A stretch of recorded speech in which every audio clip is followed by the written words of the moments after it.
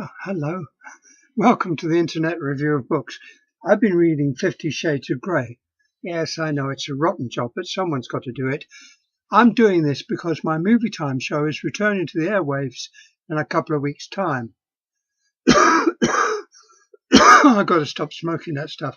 The entire 30 minutes will be devoted to discussing the 50 Shades movie, which is outselling all previous 18 Reg movies at the box office.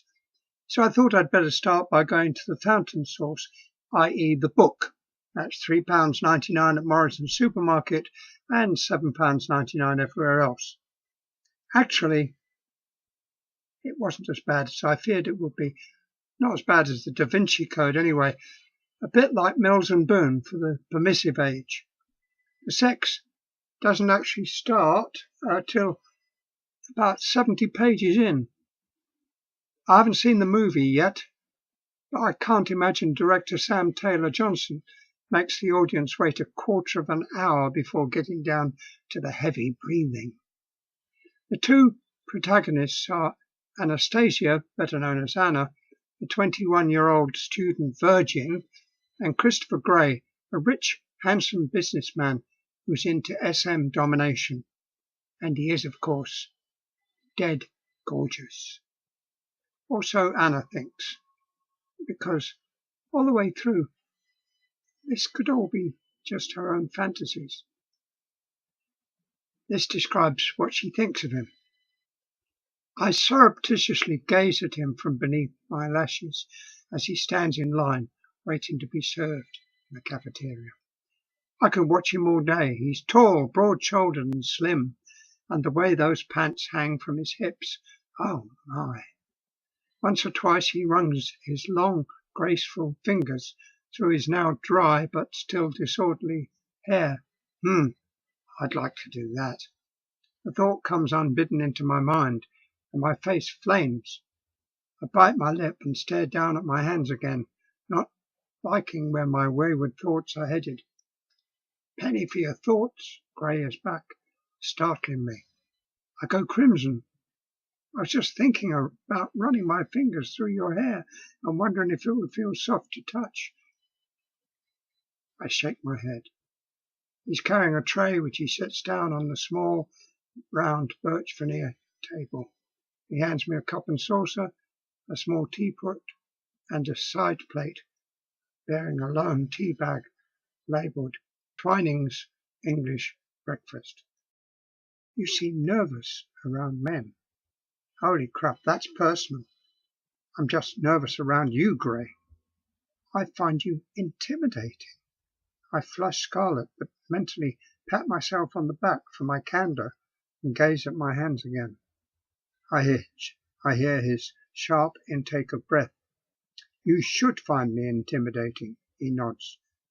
You're very honest. Please don't look down. I like to see your face.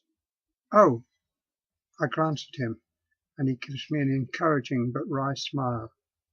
It gives me some sort of clue what you might be thinking, he breathes.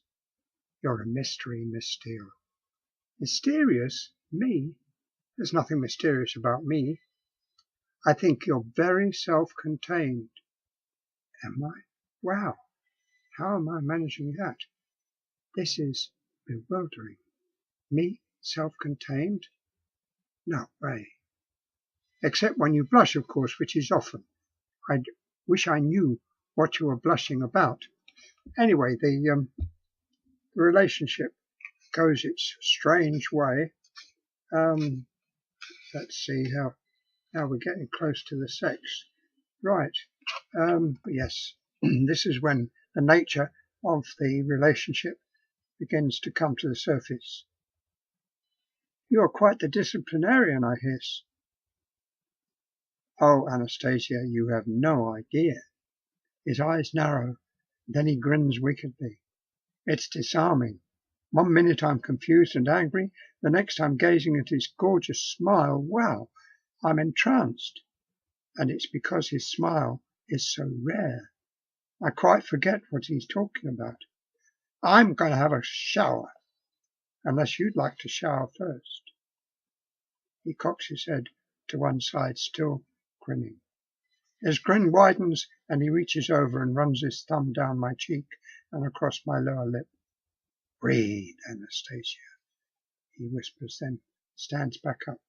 Breakfast will be here in 15 minutes. You must be vanished. He heads into the bathroom and closes the door. I let out the breath that I've been holding. Why is he so damned attractive?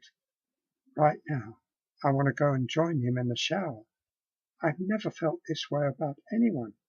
My hormones are racing, my skin tingles where his thumb traced over my face and lower lip. I'm squirming with a needy, achy discomfort. I don't understand this reaction. Desire. This is desire. This is what it feels like. Well, this is what it feels like. They're in the lift.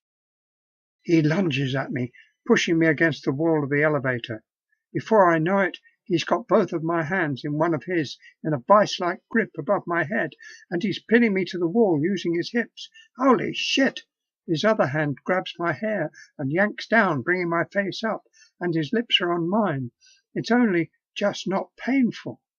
I moan into his mouth, giving his tongue an opening. He takes full advantage, his tongue expertly exploring my mouth. I've never been kissed like this. My tongue tentatively strokes his and joins his in a slow, erotic dance that's all about touch and sensation, all bump and grind. He brings his hand up to grasp my chin and holds me in place.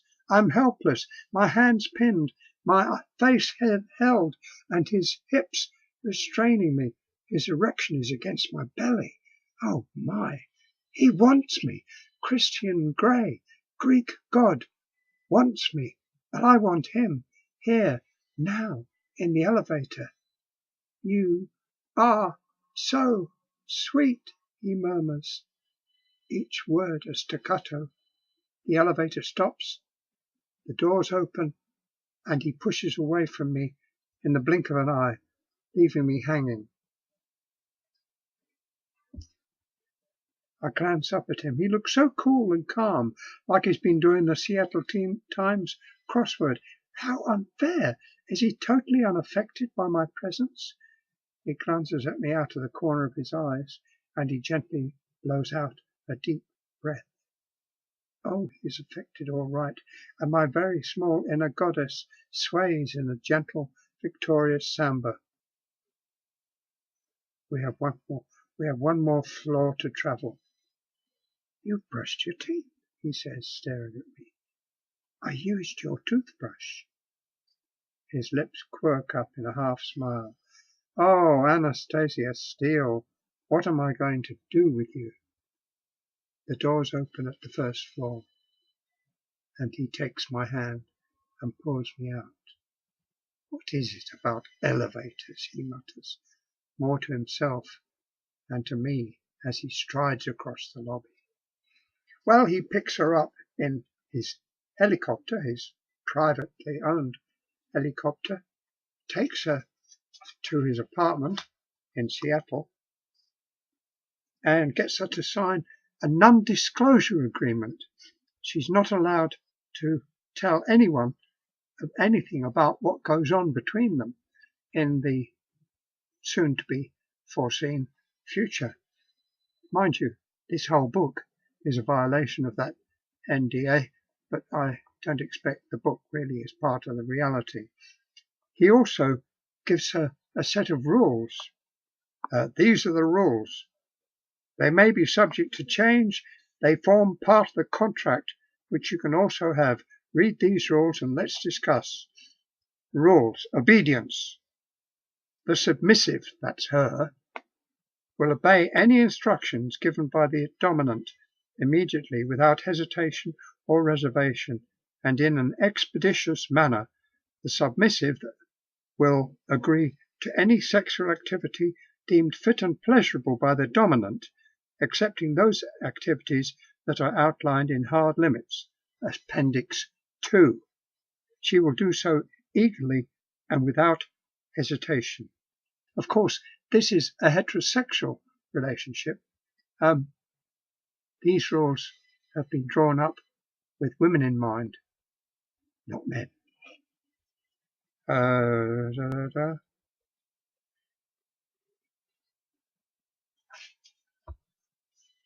I mean, this whole dominant thing is very much like it's part of a fantasy, really. You know, I've known some people who've been involved in S&M. In fact, I've done a little bit of it myself, but we won't go into that. And it's ritualized. It's not real, not like real sex. And of course, this whole book and movie is not meant to appeal to me, nor you if you're a man. This is a woman's book. This is chick lit for the 21st century. People are getting upset. Oh, it's all about violence towards women. It's about women having fantasies about violence towards them. And there's no reality in it at all. Now my nose is running, and I've got to wipe my nose and get back to my other work.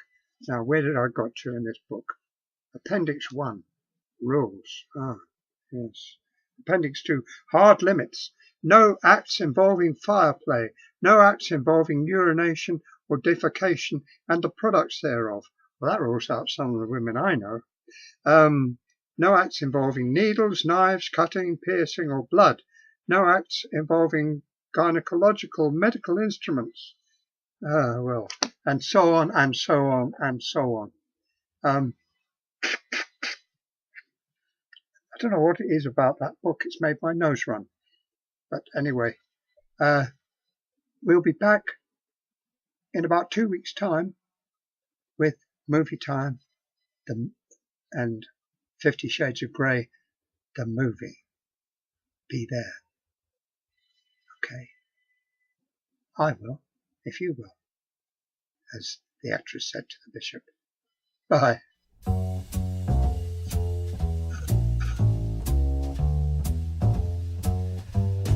If they asked me, I could write a